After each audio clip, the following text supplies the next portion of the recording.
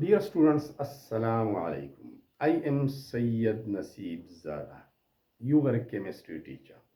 Students, आज हम पढ़ेंगे sublimation process, kinetic molecular theory, interpretation और examples के बारे में।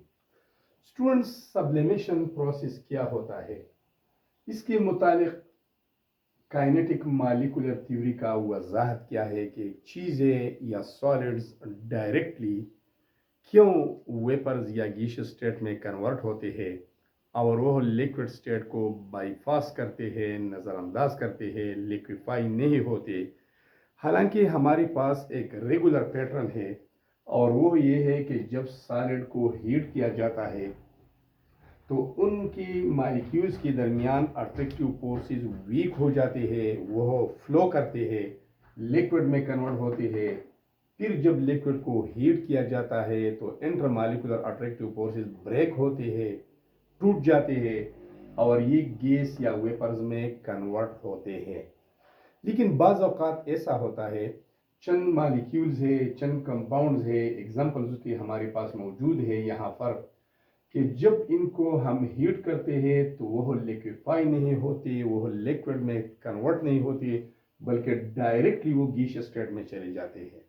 या ऐसी भी एग्जांपल्स है, जब वेपर्स को हम कूल करते हैं तो वह डायरेक्टली सॉलिडिफाई होते हैं और लिक्विड स्टेट को नज़रअंदाज करते हैं, लिक्विफाई नहीं होते।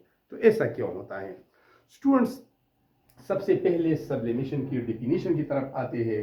डेफिनेशन कुछ यूँ है, ये एक तरीका है, ये एक प्रोसेस है। The process of direct conversion of a solid into its gaseous state और vapour state by passing the liquid state is known as sublimation. वो प्रोसेस, वो तरीका जिसमें एक सॉलिड डायरेक्टली वेपर्स में कन्वर्ट होता है, लिक्विड स्टेट को नज़रअंदाज करता है, तो इसी तरीके को सब्लिमेशन कहते हैं। और सब्लिमेशन इसका उलट भी हम कह सकते हैं, बल्कि उसको फिर डिपोजिशन कहते हैं। उसको डिपोजिशन करते हैं इस रिवर्स प्रोसेस को। अब काइनेटिक मॉलिक्यूलर थ्योरी का जो वजाहत है इसके बारे में, उसके तरफ आते हैं। Students, kinetic molecular theory solid के लिए भी है, लिक्विड के लिए भी है और गैसेस के लिए भी है। इस थ्योरी के मुताबिक, according to kinetic molecular theory, gas molecules are in a constant random motion. Gas molecules मुसलसल मुस्तकिल बेतरतीब हरकत करते हैं। दे कोलाइड विथ ईच अदर, ये एक दूसरे के साथ टकराते हैं। also with the walls of the container, walls of the container के साथ भी टकरा जाते हैं। इसकी काइनेटिक एनर्जी बहुत ज़्यादा होती है। इनकी मालिक्यूल्स के दरमियान फासला भी बहुत ज़्यादा होता है। और कितना ज़्यादा होता है? एक मालिक्यूल दूसरी मालिक्यूल से 300 times of its own diameter दूर होता है। फर्ज करें ये एक मालिक्यूल है और इसका डायमीटर है 1 सेंटीमीटर, तो इसका 300 टाइम्स क्या होगा? 300 सेंटीमीटर होगा। तो दूसरा मालिक्यूल 300 सेंटीमीटर के फासले पर होगा। इनकी जगह एम्प्टी स्पेसेस बहुत ज़्यादा होते हैं, तो गैस का वॉल्यूम ज़्यादातर खाली जगह पर मुश्तमिल होता है और ओवरऑल वॉल्यूम के मुकाबले में किसी एक मालिक्यूल का वॉल्यूम नेग्लिजिबल होता है।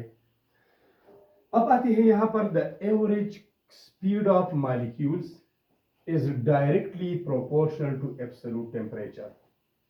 हम ये भी कह सकते हैं इस तरह कि the average kinetic energy of gas molecules is directly proportional to absolute temperature. Speed kinetic energy के ऊपर डिपेंड करता है और काइनेटिक एनर्जी, जो एवरेज काइनेटिक एनर्जी होती है, वो डायरेक्टली प्रोपोर्शनल होती है एवरेज टेम्परेचर को। जब टेम्परेचर ज़्यादा होता है तो एवरेज काइनेटिक एनर्जी ज़्यादा होती है, और अगर टेम्परेचर कम है तो एवरेज काइनेटिक एनर्जी भी कम है। और जब काइनेटिक एनर्जी कम है तो स्पीड ऑफ मॉलिक्यूल भी स्लोअर होता है as compare to the others. Students, अब हम आते हैं इस प्रोसेस की तरफ। If the molecules are below melting point, melting point के बिलो होते हैं, इसका मतलब क्या है? इसका मतलब ये है, फ़र्ज़ करें हमारे पास पानी का मेल्टिंग पॉइंट 0 डिग्री सी है।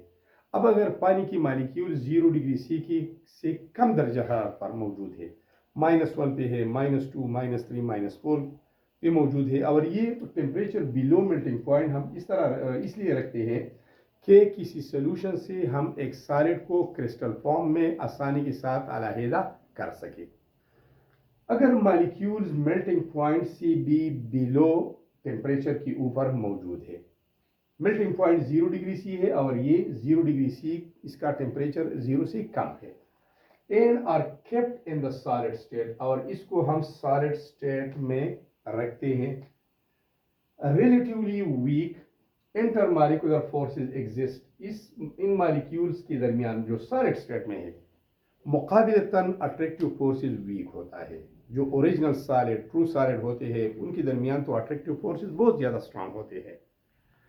मालिक्यूल्स इंतहाई नज़दीक होते हैं। मालिक्यूल्स अपनी जगह तब्दील नहीं कर सकते, they can only vibrate at their position. लेकिन बाज़ सॉलिड्स के मालिक्यूल्स के दरमियान इंटरमॉलिक्यूलर अट्रैक्टिव फोर्स रिलेटिवली मुकाबिलतन वीक होता है, कमज़ोर होता है। समटाइम्स मालिक्यूल्स है इनफ काइनेटिक एनर्जी, जब इन सॉलिड्स को काफ़ी मकदार में काइनेटिक एनर्जी मिलती है तो ज़्यादा काइनेटिक एनर्जी की अवेलेबिलिटी की वजह से इनके दरमियान सारे बॉन्ड्स एक साथ टूट जाते हैं, और ये डायरेक्टली टूट जाते हैं, वीक नहीं होते। सॉलिड जब लिक्विड में कन्वर्ट किया जाता है तो इंटर मालिकुलर फोर्सेस को वीकन किया जाता है, कमज़ोर किया जाता है, ख़त्म नहीं किया जाता। बल्कि जब ये अट्रैक्टिव फोर्स कंप्लीटली टूट जाता है तो फिर वो वेपर्स में तब्दील हो जाते हैं, गैस स्टेट में डायरेक्टली कन्वर्ट होते हैं। तो थोड़ी जब काइनेटिक एनर्जी हाई होती है, और इतना होती है जितना इन अट्रैक्टिव फोर्सेस के ब्रेक करने के लिए दरकार होती है, तो सारे डायरेक्टली वेपर स्टेट में चला जाता है। स्टूडेंट्स, अब मैं आता हूँ इंतहाई सिंपल पॉइंट्स की तरफ, जिससे आपको ये सब्लिमेशन प्रोसेस समझने में आसानी होगी। जब एक्सटर्नल प्रेशर लो होता है, एक क्वेश्चन है कि क्यों सॉलिड डायरेक्टली वेपर या गैसियस स्टेट में कन्वर्ट होता है, पहले लिक्विड स्टेट में कन्वर्ट क्यों नहीं होता, डायरेक्ट यहां पर क्यों चला जाता है। तो जब लो एक्सटर्नल प्रेशर होता है, एक्सटर्नल प्रेशर अगर लो होता है, मैं एक मिसाल लेता हूं, माउंटेन टॉप्स का, वहां पर बर्फ मौजूद होती है, तो जितना भी हम हाइट की तरफ जाते हैं एक्सटर्नल प्रेशर कम होता है, एटमॉस्फेरिक प्रेशर घटता है, तो वहां पर एटमॉस्फेरिक प्रेशर लो होता है। और जब भी सनलाइट अवेलेबल होता है तो वह आइस में वाटर मॉलिक्यूल्स के दरमियान जो अट्रैक्टिव फोर्स है वह ब्रेक करते हैं, और बहुत जल्द वेपर्स प्रेशर एक्सटर्नल प्रेशर के बराबर होता है। और जब वेपर प्रेशर एक्सटर्नल प्रेशर के बराबर होता है, उसी टेम्परेचर को हम बॉइलिंग पॉइंट कहते हैं, जिस पर एक लिक्विड वेपर्स में तब्दील होता है।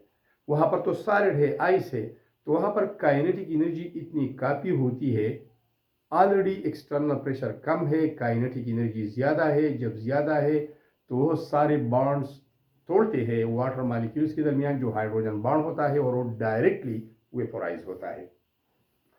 Snow on the hills directly convert into vapour state, वो मेल्टिंग उसमें कम होती है और सब्लिमेशन ज़्यादा होती है। अब अगर उसी स्नो को हम हाई प्रेशर एरिया में लेके आते हैं तो फिर वो पहले मेल्ट होती है, उसके बाद अगर ज़्यादा टेम्परेचर उसको प्रोवाइड किया जाता है तो वेपर्स में कन्वर्ट होती है।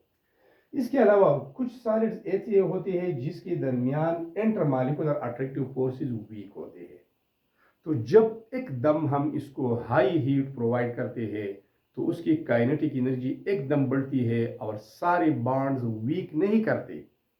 अगर वीक होते हैं तो फिर तो लिक्विफाई हो जाती है सॉलिड, लेकिन वो सारे बॉन्ड एकदम टूटते हैं, और जब टूटती है तो वेपर्स प्रेशर एक्सटर्नल प्रेशर के बराबर आ जाता है, और सॉलिड डायरेक्टली सबलाइम होता है।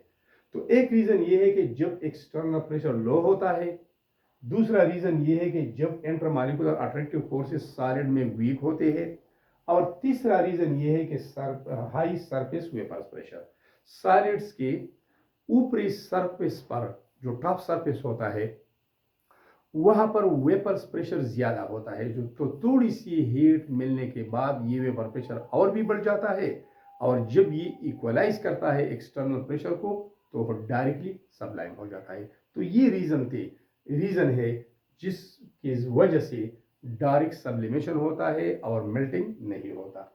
स्टूडेंट्स, यहां पर भी लिखा है some solids have weak intermolecular attractive forces, they have high vapor pressures and their liquid state can't exist under normal condition। Normal conditions की ऊपर उसका लिक्विड स्टेट एग्जिस्ट नहीं कर पाता। मैं एक मिसाल लेता हूं, यहां पर ये एक सॉलिड है, ये जब ये सॉलिड है तो एक तो इनके दरमियान अट्रैक्टिव फोर्सेस वीक है, ये दूसरा इसके ऊपर एक्सटर्नल प्रेशर कम है, और जब इसको हाई काइनेटिक एनर्जी मिलती है, हाई के हीट मिलता है, तो heat kinetic energy is directly proportional to temperature. जब टेम्परेचर बढ़ता है तो ये बॉन्ड्स वीक नहीं होते बल्कि डायरेक्टली टूट जाते हैं।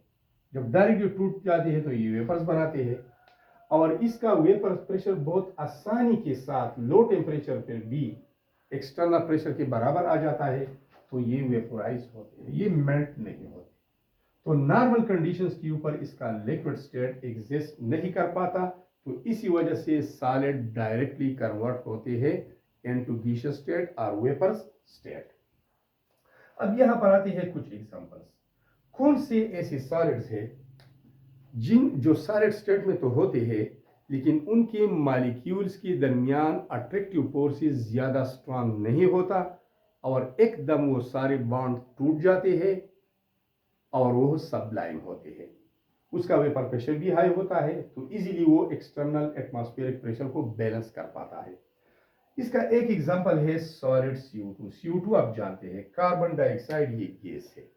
जब इसको हाई प्रेशर पे कूल किया जाता है तो ये सॉलिडिफाई होता है, पाउडर शक्ल में कन्वर्ट होता है, और ये बिल्कुल लुक्स लाइक आइस, ये आइस की तरह दिखता है, तो उसको ड्राई आइस भी हम बोलते हैं। तो कार्बन डाइऑक्साइड जो सॉलिड स्टेट में होता है, कार्बन डाइऑक्साइड मॉलिक्यूल्स के दरमियान अट्रैक्टिव फोर्स ज़्यादा स्ट्रांग नहीं होता, तो जब भी उनको हाई काइनेटिक एनर्जी मिलती है तो बॉन्ड्स कमज़ोर नहीं होते बल्कि टूटते हैं, और जब टूटते हैं तो डायरेक्ट गैसियस स्टेट में कन्वर्ट होता है। दूसरा एग्जांपल हमारे पास है नेफ्थलीन, जो कि एक ऑर्गेनिक कंपाउंड है, और ये वाइट बॉल्स की शक्ल में होते हैं, जिसको मॉथ बॉल्स भी कहते हैं या नेफ्थलीन बॉल्स भी कहते हैं।